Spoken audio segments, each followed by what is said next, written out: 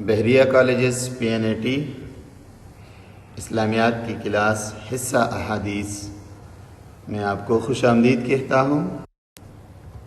آج کا سبق نمبر 7،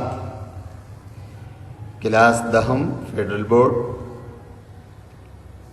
معلم محمد شریف، اسلامیات لیکچرر، بحریہ کالجز PNAT۔ آج کی حدیث مبارکہ نمبر 12۔ آج کا موضوع خطبہ کے احکام۔ آج کے سبق کے مقاصد۔ اس سبق کے بعد طلباء اس قابل ہو جائیں گے کہ جمعۃ المبارک کے آداب، مسجد کے آداب، مجلس کے آداب اور خطبہ کے احکام اپنے الفاظ میں بیان کر سکیں گے۔ تعارف و آمادگی۔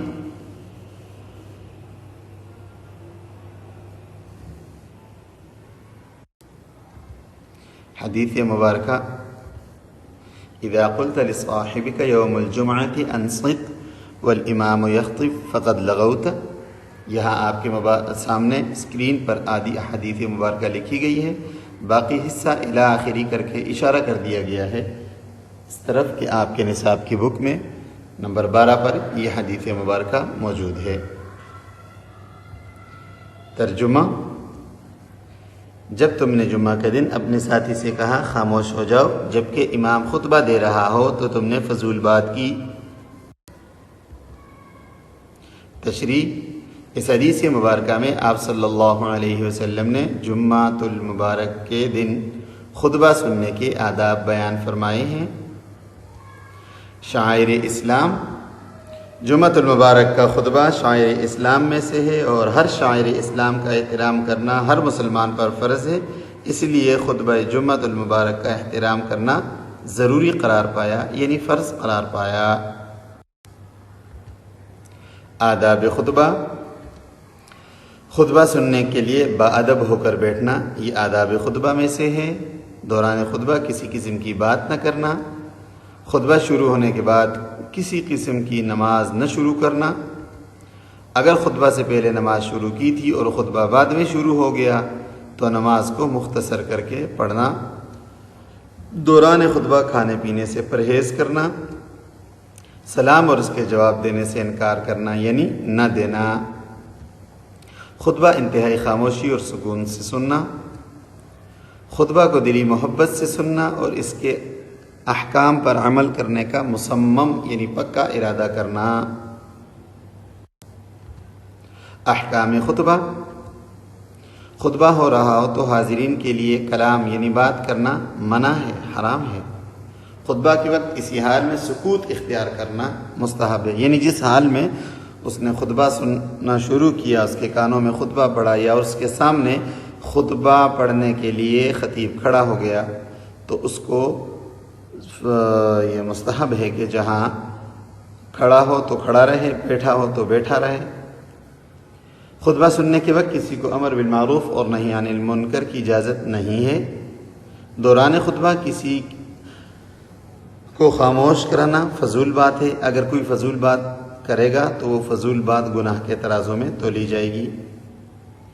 اگر دور ہونے کی وجہ سے خطبہ سنائی نہ دے رہا ہو، یعنی آواز نہ آ رہی ہو اور دور سے خطبہ دینے والا نظر آ رہا ہو تو تب بھی خاموش رہنا واجب ہے۔ خطبہ میں خاموش کیوں رہنا واجب ہے؟ اس کی کیا وجوہات ہیں؟ واعظ و نصیحت کو سمجھنا، اس سے فائدہ اٹھانا، اس کی برکات حاصل کرنے کے لیے ضروری ہے کہ عاجز بن کر سنا جائے اور عاجزی کے لیے خاموشی اور احترام ضروری ہے۔ کسی بات کو سمجھنے کے لیے ضروری ہے کہ اس کو مکمل سنیں اور اس میں تشبہ سے بچ کر سنیں ورنہ بات سمجھ میں نہ آئے گی۔ اسی طرح سننے کے لیے خاموشی اور یکسوئی ضروری ہے۔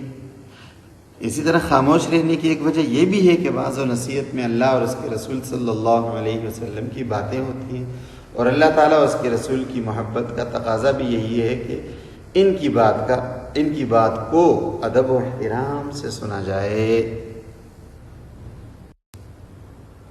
مجلس کے آداب: چونکہ جمعۃ المبارک یا خطبہ جو ہے وہ جمعے میں ہوتا ہے یا عیدین میں ہوتا ہے یا کسی نکاح کی مجلس میں ہوتا ہے، تینوں مجالس ہیں، اس لیے مجلس کے آداب جاننا بھی ضروری ہیں۔ اسلام میں کسی بھی مجلس کو بڑا احترام دیا گیا ہے۔ آپ صلی اللہ علیہ وسلم نے فرمایا المجالس بالامانہ، مجلسیں امانت ہیں۔ تو جب ہم کسی مجلس میں اپنی باتیں شروع کرتے ہیں تو یہ آداب مجلس کے خلاف ہو جاتا ہے، کیونکہ وہ ایک امانت جو ہمارے سامنے ہے، اس امانت کو تب ہم ادا کریں گے جب خاموشی سے ہم بیٹھ کر اس مجلس کو سن لیں، تو یہ امانت ادا ہو جائے گی، ورنہ خیانت ہو جائے گی۔ اسی طرح ہر مجلس کا ایک امیر ہوتا ہے جو اس مجلس کی نگرانی کرتا ہے۔ اگر ہم امیر مجلس کے ہوتے ہوئے بھی خود سے حکم جاری کرنا شروع کر دیں یا باتیں شروع کر دیں تو یہ امیر کی حکم عدولی ہوگی اور امیر کی اطاعت کی خلاف ورزی ہوگی۔ تو مجلس کے امیر کی اطاعت کی خلاف ورزی چونکہ مجلس کے آداب کی خلاف ہے، لہٰذا آداب مجلس کی خاطر خاموشی ضروری ہے۔ خلاصہ معلوم چلا کہ جب جمعہ کے دن امام خطبہ دے رہا ہو، یعنی کسی اہم موضوع پر بات ہو رہی ہو، تو حاضرین کا فرض ہے کہ وہ خاموشی اور توجہ سے بات سنیں تاکہ ان کو سمجھ میں آئے۔ کسی سے بات نہ کریں، اگر کوئی خلاف شرع کام ہو رہا ہو تو اشارے سے ہو سکے تو روک لیں، ورنہ خاموشی سے خطبہ سنیں اور اس پر عمل کریں۔ تفویض کار عزیز طلبہ، حدیث مبارکہ نمبر 12 کا ترجمہ مع متن کے لکھیں، مجلس کے آداب لکھیں، جمعۃ المبارک کے آداب اور خطبہ سننے کے آداب احکام لکھ کر لائیں۔ والسلام علیکم وما علینا الا البلاغ۔